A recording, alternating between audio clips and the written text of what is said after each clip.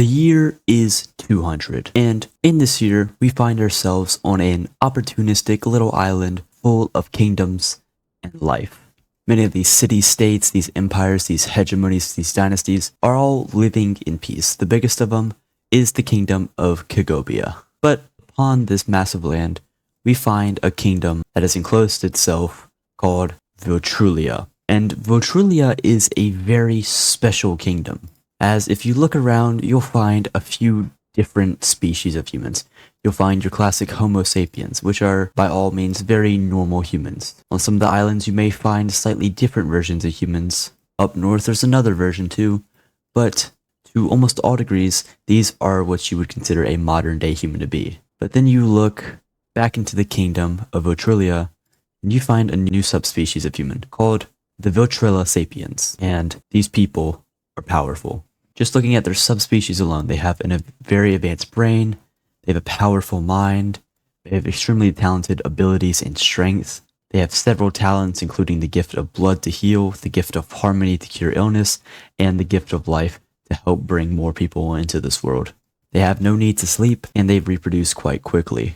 Looking at their genes from birth, they are also blessed here with many traits too many for even me to describe.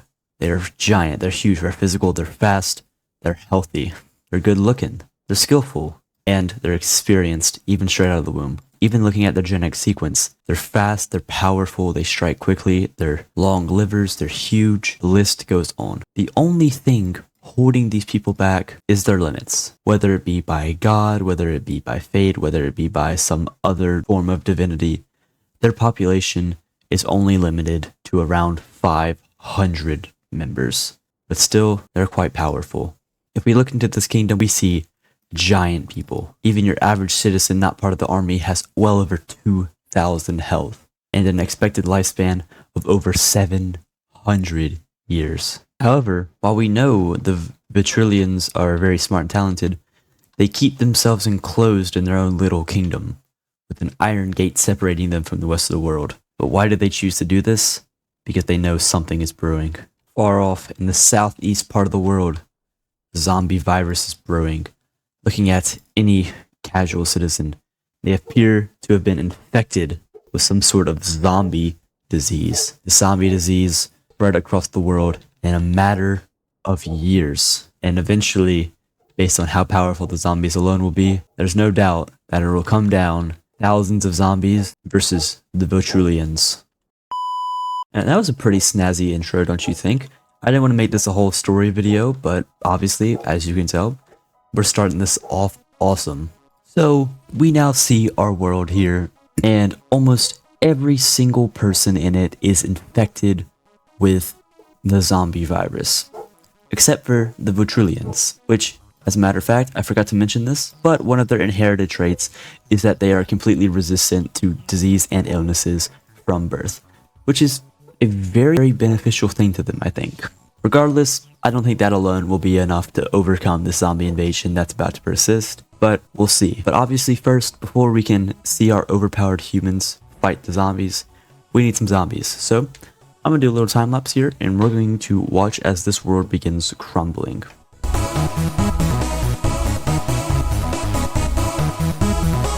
Okay, so now we see that most of the world's destroyed, and there's about 10,000 zombies running amok through the world. Now, of course, that's a lot of zombies. And there are still a few humans running up and around here and there, but for the most part, they're no longer a threat. The only thing left standing in the zombies' way is the kingdom of Viltrulia, and to achieve their plan, a lot of zombies are going to have to invade. So let's start with the first wave.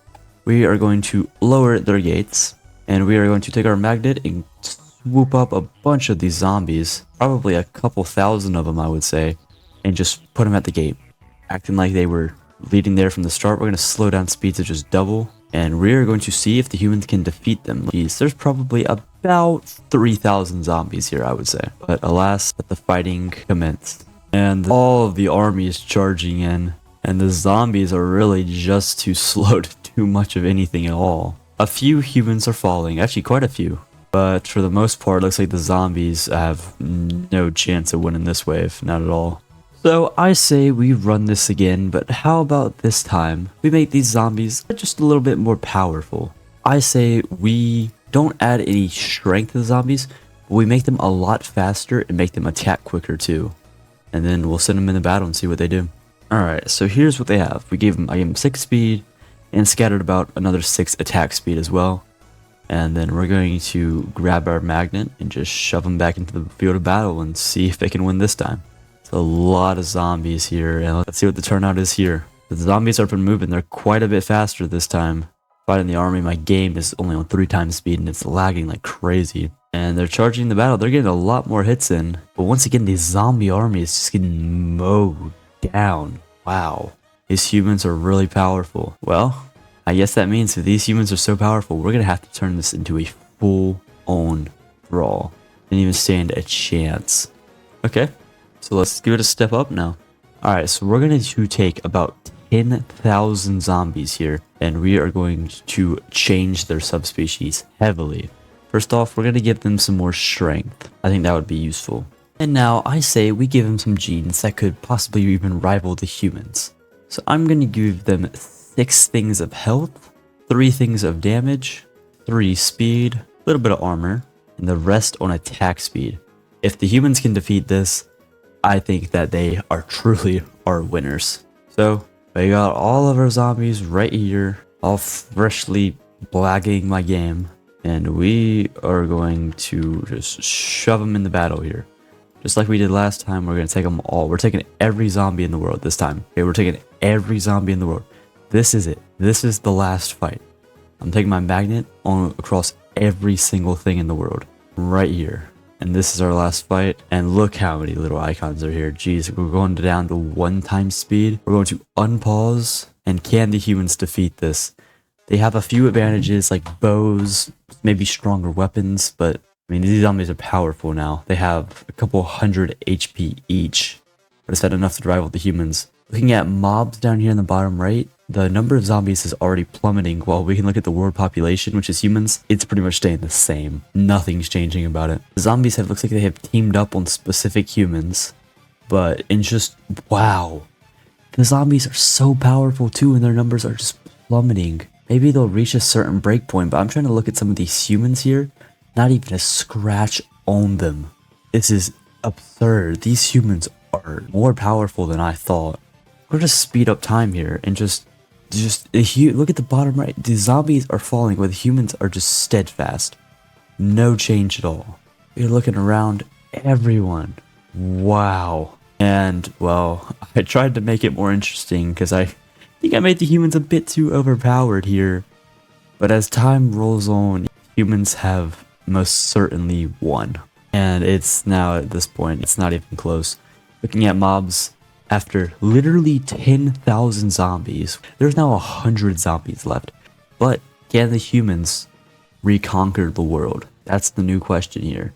Can they reclaim the world? Can they use all this destroyed, washed up land? Suddenly, out of nowhere, the god or whatever decided to take off the Vulians sapiens population limit. And now they can populate freely throughout the world.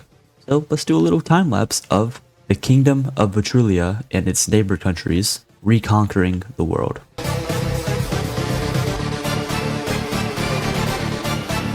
But while this time lapse is still slowly chugging along, before some of these members die, I actually want to check some of the stats of these people who lived. And let's look at some of the interesting people. Specifically, I really want to see who had the most kills, because surely in a war against thousands of people, you had the most kills. So we're going to scroll down here to most kills, and oh my god, it's 636 kills.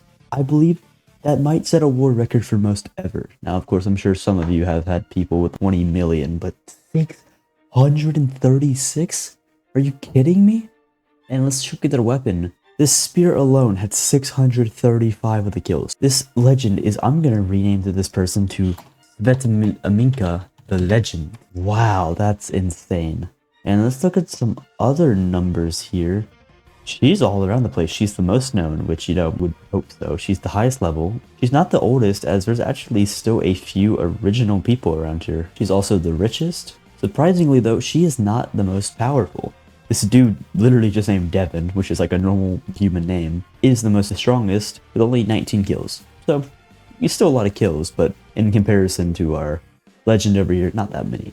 That's absolutely absurd, and as we see, population and cities are growing rapidly, but we're going to keep watching for a bit. And after quite a long time, I think we can see that humanity has slowly begun returning to normal.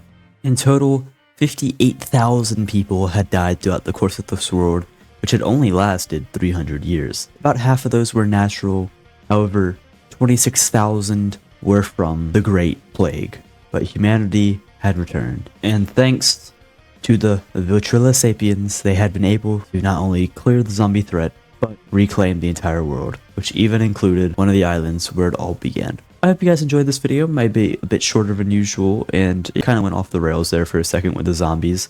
These humans are powerful, man, especially at the end. I thought the third battle, 10,000 zombies versus 500 humans, who were all roughly equal strength. I didn't think the humans stood a chance, and they absolutely obliterated it. And since it's so cool, while I close this video off, how about we have these two kingdoms right here of roughly equal size and strength. Just go duke it out. I don't know. That sounds like it's going to be a very interesting war. These two are both powerhouses after all. And, you know, let's look. Make sure to like, subscribe, join my Discord if you want to, or even become a channel member. You get lots of benefits, including early access to my videos. And also, you get to support me, which makes it easier for me to make these videos if you enjoy them. So, I will see you guys in the next one. Farewell. By the way, it's pretty clear the Dragon Axe guys are going to win here.